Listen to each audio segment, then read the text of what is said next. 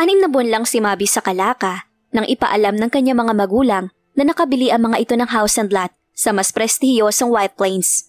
Patay na raw ang orihinal na may-ari ng bahay at lupa at ang nagmana niyon ay may sariling mga bahay na rin. Kaya ginusto ng tagapagmana na ibenta na lang. Ang bahay naman nila sa Doña Alejandra ay ibinibenta na rin ng kanyang mga magulang. Ayon sa huling tawag ng mami niya, may buyer na raw na gustong bumili. Hati ang pakiramdam niya sa paglilipat nila. Mula pagkabata niya, nasa Doña Alejandra na sila. Naroon ang mga kababata niya, ang karamihan sa mga kaibigan niya. Naroon ang magagandang alaala ng kamusmusan niya. Naroon si Luke.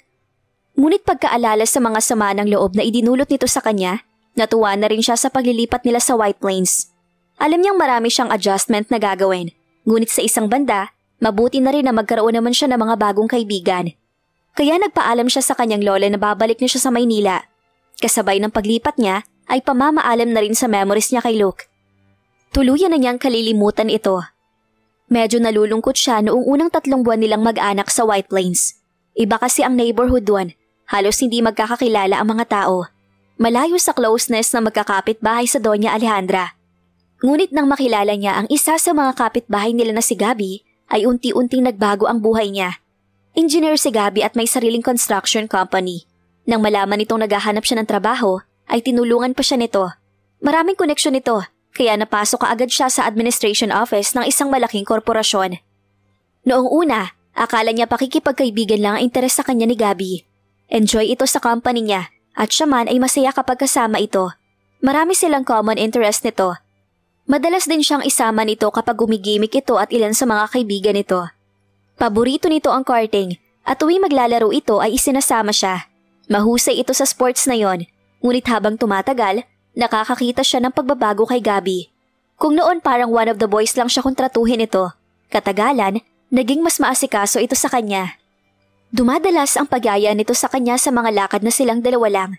Dumadalas ang pagtawag nito at pagte-text. Pati ang pagbibigay nito sa kanya ng kung ano-ano ay napapadalas din. Bukod doon, may mga aktwasyon nitong sukat ay kailang niya. Madalas na mahuli niyang nakatitig ito sa kanya, na kapag napansin naman niya, ay bigla nitong binabawi ang tingin. Napansin din niya na panay ang buntong hininga nito kapag silang dalawa lang ang magkasama. Isang araw, sinabi ni Gabi sa kanya na wag muna silang magkita. Hindi muna raw siya nito matatawagan at matetext. Nang tanongin naman niya kung bakit, paiwas ang naging sagot nito. Malalaman din daw niyang dahilan nito. Ang importante raw ay sundin muna niya ang bili nito. Unang araw pa lamang na hindi siya nakatanggap ng tawag o text nito, hindi na siya mapakali. Parang may kulang. Balisa rin siya. Pinipilit lang niya mag-concentrate sa kanyang trabaho pero hindi nawaglit sa isip niya si Gabi. Pangalawang araw ay panay na ang tanaw niya sa bahay nito. Nagbabaka sakali na makikita niya ang binata kapag lumabas o pumasok doon ang kotse nito. Ngunit hindi niya ito nakita sa loob ng maghapon. Wala tuloy siyang kagana-gana sa kahit na ano. Sabado noon at dapat nagre-relax siya, ngunit hindi niya magawa. She terribly missed him. Isa lang ang kahulugan niyon sa kanya. May feelings na siya rito. Lalo siyang nalungkot at nangulila kay Gabi sa kanyang natuklasan sa sarili.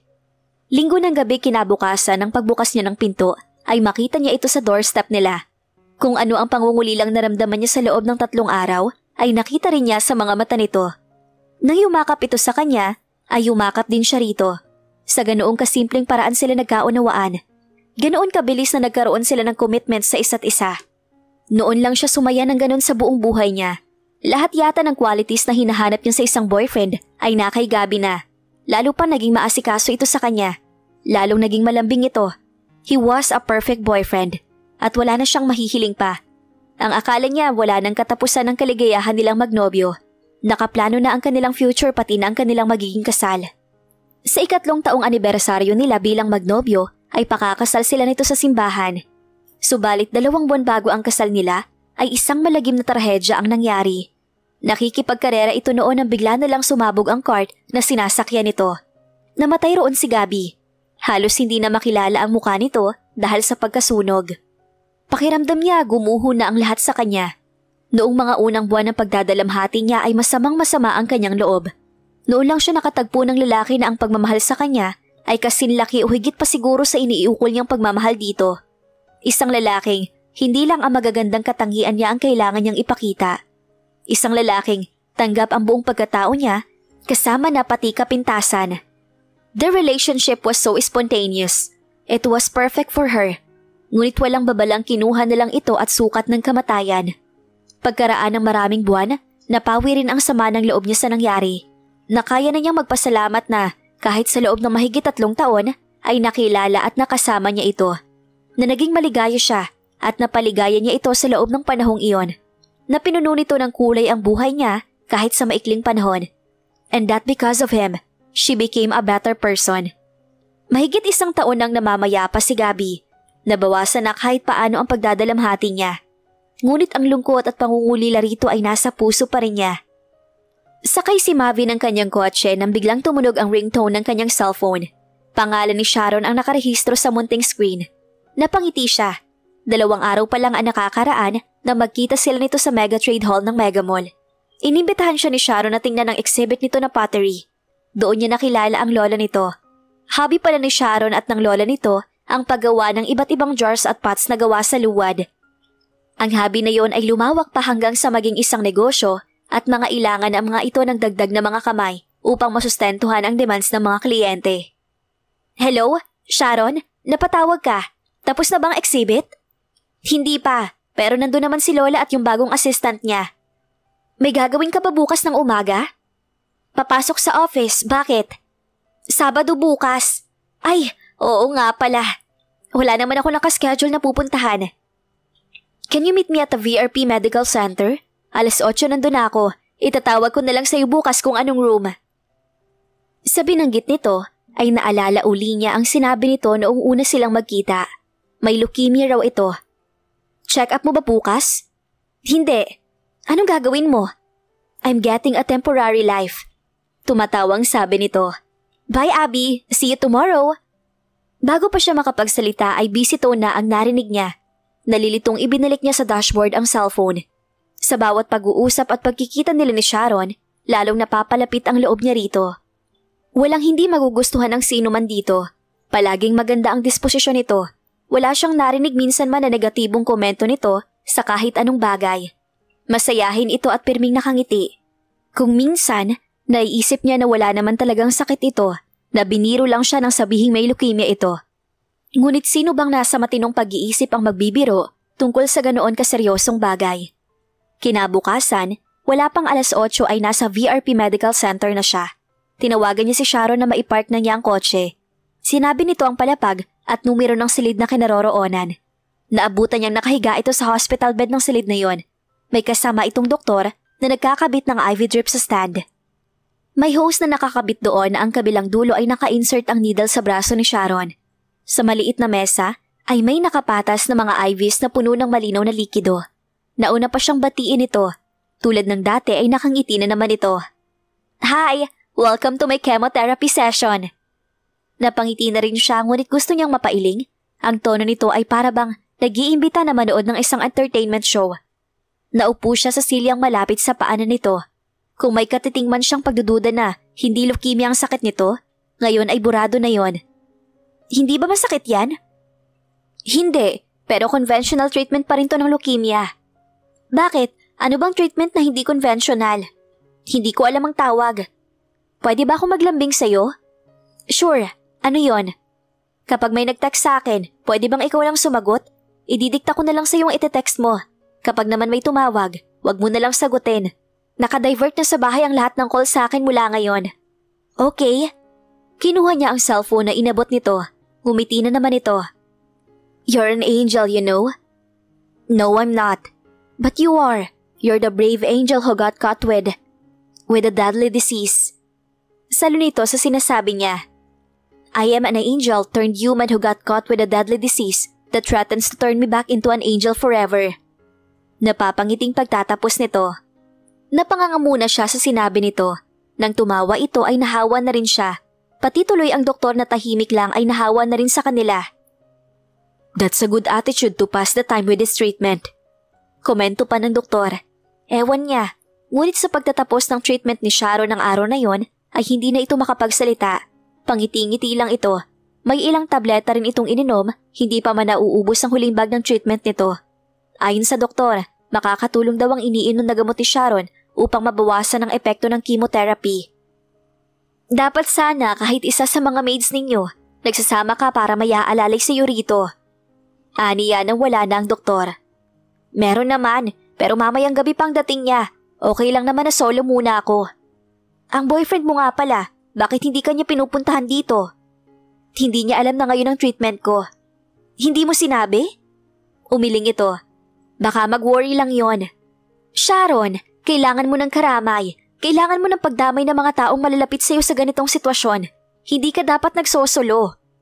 Nandyan ka naman eh. Salamat nga pala ha. Nagkaroon tuloy siya ng isa pang pagdududa pagkarinig niya sa sinabi nito.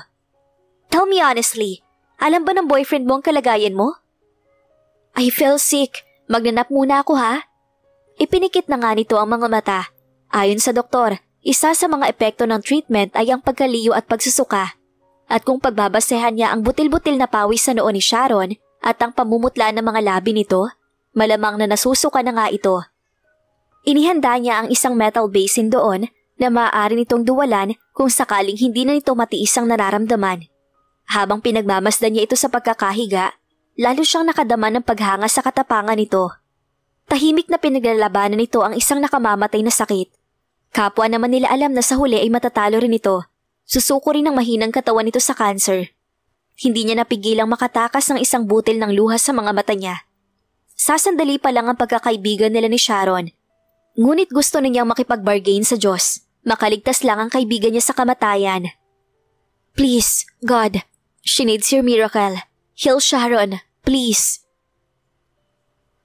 Hahayaan mo na lang bang lampasan ka ng panahon? Hahayaan mong dumaan sa tabi mo magagandang bagay dahil lang nawala ang isang taong pinakamamahal mo? That's nonsense. Hindi naman na-offend si Mavi sa sinabi ni Sharon. Aminado siya na may lohika ang komento nito. Kasalukuyang nasa isang bird sanctuary sila sa isang panig ng Maynila na malayo sa trapiko at mga tao. Hindi niya alam ang lugar na yon. Ito ang nagturo sa kanya niyon 2 linggo pagkatapos ng chemotherapy treatment nito. Hindi na ako magmamahal uli, Sharon. Manhid na ang puso ko. Sa dami ng naging sugat nito, wala nang space para sa panibagong sugat. Bakit mo ba kasi inaasahan na mabibigo ka na naman? Dahil yun naman ang laging nangyayari. Alam mo, pagsubok lang ang mga nangyari sa'yo. Alam na nito ang kwento ng buhay niya. They were meant to build you as a person, to strengthen you, not to make you bitter. Umiling-iling lang siya. Mabuti ka nga, malakas, walang sakit, malusog. Ako nga, hindi ko alam kung bukas makalawa lang mamamatay na ako, pero masaya pa rin ako. I live a one day at a time. Iniisip ko na bawat araw, may magandang biyaya sa akin ng Diyos. Iniisip ko na matutupad pa rin ang marami kong mga pangarap. Minabuti niyang ibaling na lang dito ang usapan upang makaiwas sa sermon nito. Ano-ano pa bang mga pangarap mo na hindi pa natutupad? First and foremost, gusto kong magkaanak. Napangiti siya. Pareho pala tayo ng pangarap. Pero mulat naman ang mga mata ko na hindi ako pwedeng magka-baby sa kalagayan ko ngayon. Ang anak naman, hindi lang yun nanggagaling sa katawan mo. You mean, pabor ka sa pag-aampon? Oo. Pero ako, gusto ko ng anak na galing talaga sa katawan ko. Napaisip siyang bigla. Noon pa nga pala sumagi sa kanya ang ideya ng pagkakaroon ng anak. Sayang at nanatili siyang malinis. Sayang at hindi nakapagpunla ng isang anak sa kanya si Gabi bago man lang ito mawala sa mundo. Pwedeng-pwede ka naman talagang magkaanak. Right, kung may alam kang excellent sperm donor, just let me know. Tumawa ito. Ang weird ng joke mo ha? Aba, sino bang nagbibiro? Gusto ko talagang magkaanak. At dahil hindi na ako magmamahal pa ng lalaki, sperm donor na lang ang magiging silbi nila sa akin. Nawala ang tawa ni Sharon. Malaking kasalanan niyang iniisip mo, Avi. Kasalanan man kung magbubunga naman ng isang sanggol na mamahalin ko, bakit naman hindi? Seryoso ka? Oo naman. History does not repeat itself if it's about having a perfect guy. Iisa lang si Gabi at dahil wala na siya, wala na rin akong balak mag-asawa. Anak lang ang kailangan ko ngayon before I run out of time at hindi na makipag-cooperate ang matres ko. Pabirong pagtatapos niya. Sharon just stared at her. Hindi ito tumawa sa pagbibiro niya. Bakit ganyan ka makatingin? May naisip lang ako. Nagkibit balikat lang siya at tumingin uli sa kanilang paligid. Naglalakihan ang mga puno sa lugar na yon. Hanggang na mga sandaling yon, hindi pa rin siya makapaniwala na may ganoong lugar sa pusod ng Maynila. Sumagap si Mabi ng sariwang hangin. Dinig pa rin niya ang mahinang ugong ng mga sasakyan, ngunit mas malakas kesa sa mga yon ang huni ng mga ibon. Pagkaraang mamatay ni Gabby, ay noon lang niya muling napansin ang kalikasan. I think I can help you. Bumaling siya kay Sharon. Help me? Nalilitong tanong niya rito. Seryoso ang mukha nito na bihirang mangyari. Matutulungan kitang makakita ng sperm donor. 2 buwan pa lang tayong mag-on at ngayon, sinasabi mo sa akin na sipingin ko ang isang babae para magkaanak siya? Sinadya ni Oliver na gamitin ang mga salitang para sa kanya ay crude para ipaintindi kay Sharon ang absurdity ng kahilingan nito. Oliver, my friend wants to keep this thing a secret. Wala siyang maisip na mapagkakatiwala ang lalaki.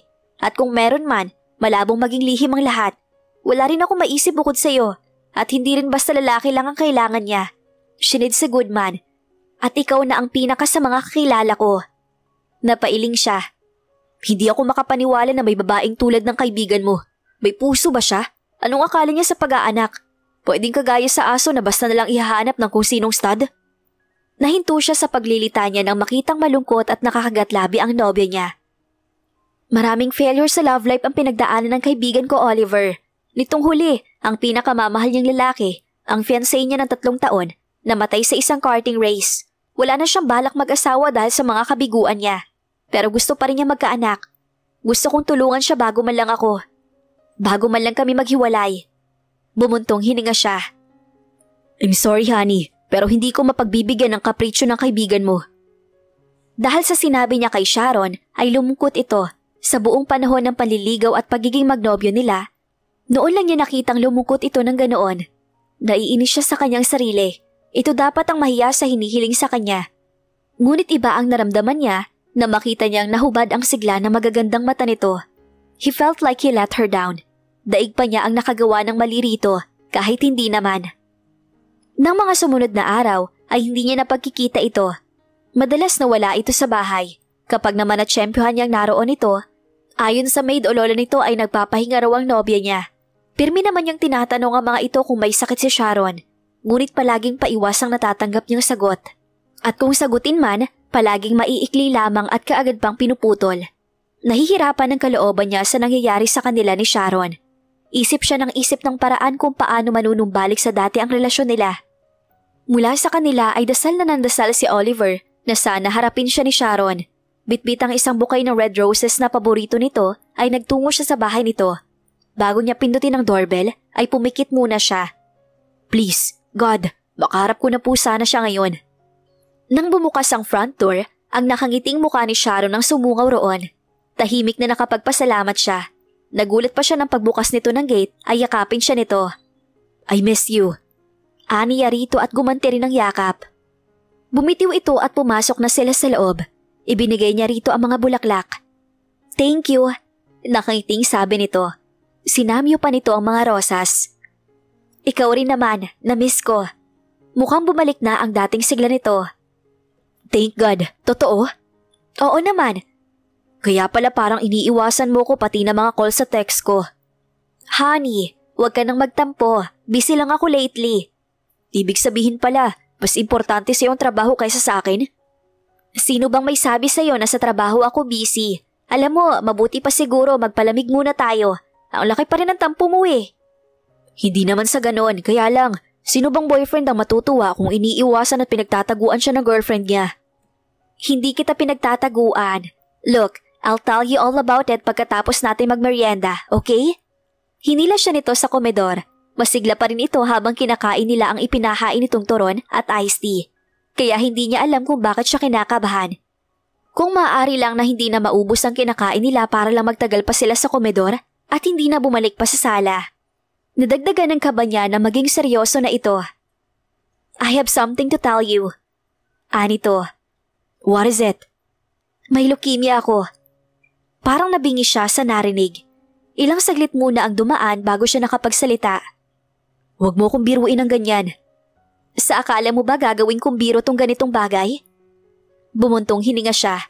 Kaya pala siya kinakabahan. Tumayo siya dahil pinaninikipan siya ng dibdib. Lumabas siya at naglakad-lakad sa terrace. Leukemia. Wala siyang alam sa sakit na yon maliban sa nakamamatay. Bumuntong hininga uli siya. Lahat na lang ba na babaeng mamahalin niya mawawala? Oliver, nilingon niya si Sharon. Sumunod pala ito. Nag-undergo na ako ng treatment, kaya hindi mo ko gaanong nakikita nitong mga huling araw. I know I have a greater chance of a remission. Hindi pa naman malala ang kaso ko. Niyakap niya ito ng mahigpit. He swallowed the lump that formed in his throat. Kumalas ito sa kanya. May sasabihin ako sa'yo. Pakinggan mo muna sana ako bago ka mag-comment. Okay? Tungkol din sa sinabi ko sa'yo last time. I thought I already made myself clear about that. Honey, please. You promised. Wala siyang nagawa kundi hayaang magsalita ito. Kung papayag ka sa hinihiling ko para sa kaibigan ko, parang ako na rin ang ginawan mo ng pabor. Makakagaan sa loob ko na makitang magkaanak ka kahit sa ibang babae. Dahil ako malabo nang makapagbigay sa'yo ng isang anak. Don't say that. Nadagdagan ang bikig sa lalamunan niya.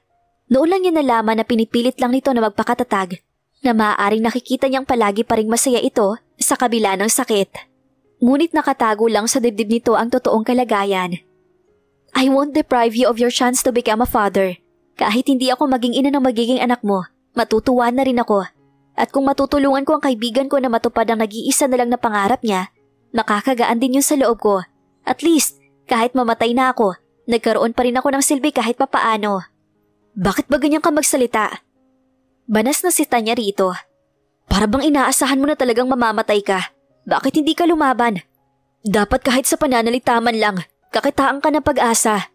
Napaka-fatalistic ng pananaw mo. Okay lang na magalit ka sa akin, basta pumayag ka sa hinihiling ko sa'yo. Dahil sa maniwala ka at sa hindi, kung pagbibigyan mo ko, mapapasaya mo ang huling araw ko dito sa mundo. At kung pumayag nga ako sa gusto mong mangyari, anong mangyayari sa kaibigan mo at sa ipinagbubuntis niya? Aalis siya ng Pilipinas. Sa ibang bansa niya isisilang ang bata. Hindi na siya nakapagsalita. Napakahirap gawin ang gustong mangyari ng nobya niya at ng kaibigan nito. Oo nga at may balak siyang magkaroon ng sariling anak. Ngunit iyon ay sa babaeng pakakasalan at magiging asawa niya. Iyon ay walang iba kundi ito. Honey, pumapayag ka na ba? Look, how can I do that? Para na rin ako nagtaksil sa'yo. Huwag kasi yun ang isipin mo pa. Paano hindi ganun ang iisipin ko? Napalakas ang boses na sabi niya. Di hindi ko kilalang babaeng gusto mong sipingin ko. Isang babaeng hindi ko mahal. Alam mo ikaw ang mahal ko. Ikaw ang gusto kong pakasalan at sipingin.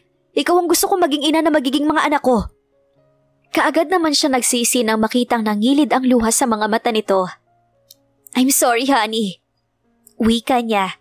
Tinangka niyang yakapin ito ngunit umiwas ito. Nagtagi sa mga bagang niya. Kahit kailan, hindi na ako magiging ina. Hindi na ako magiging asawa. Ninakaw na ng leukemia sa akin ang pagkakataong yon. Kaya nga gusto ko sanang pumayag ka sa hinihiling ko.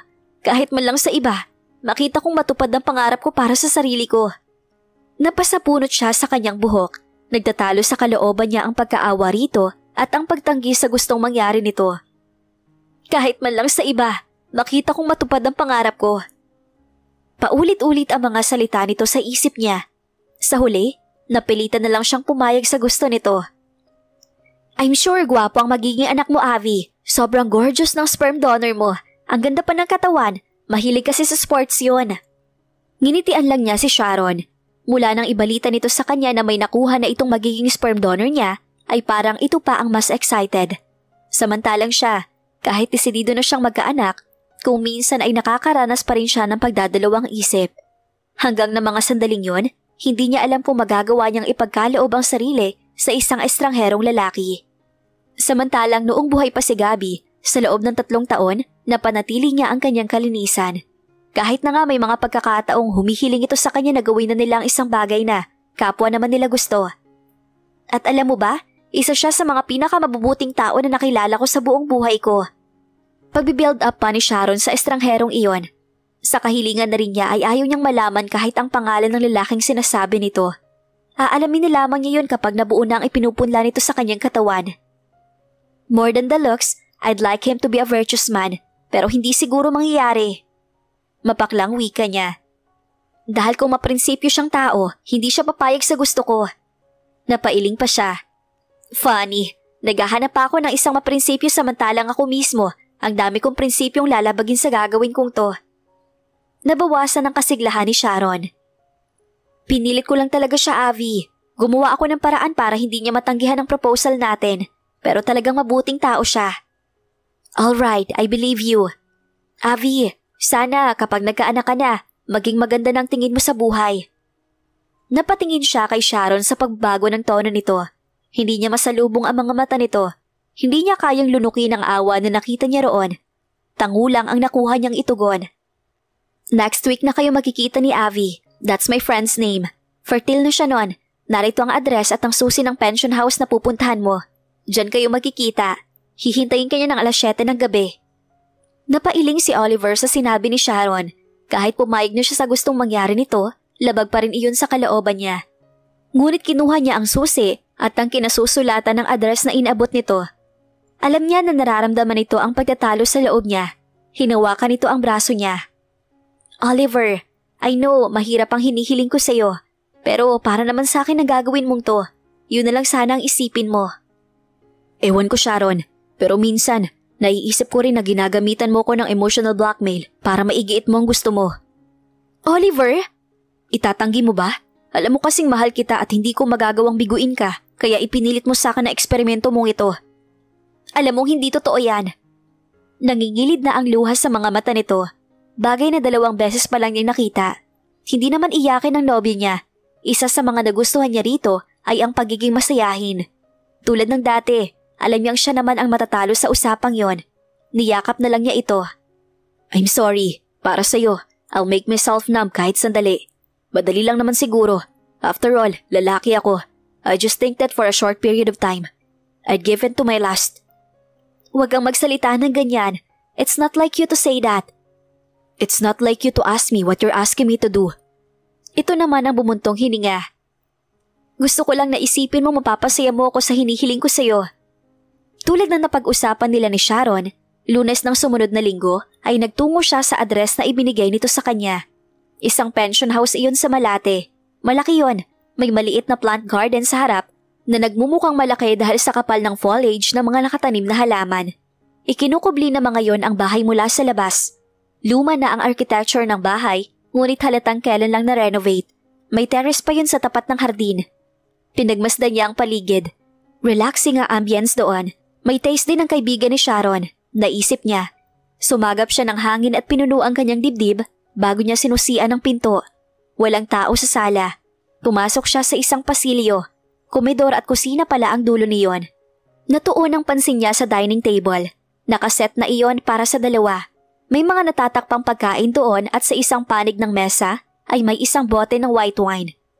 Umalis siya ron at nagtungo sa ibang panig ng bahay. 2 magkatabing silid ang nakita niya.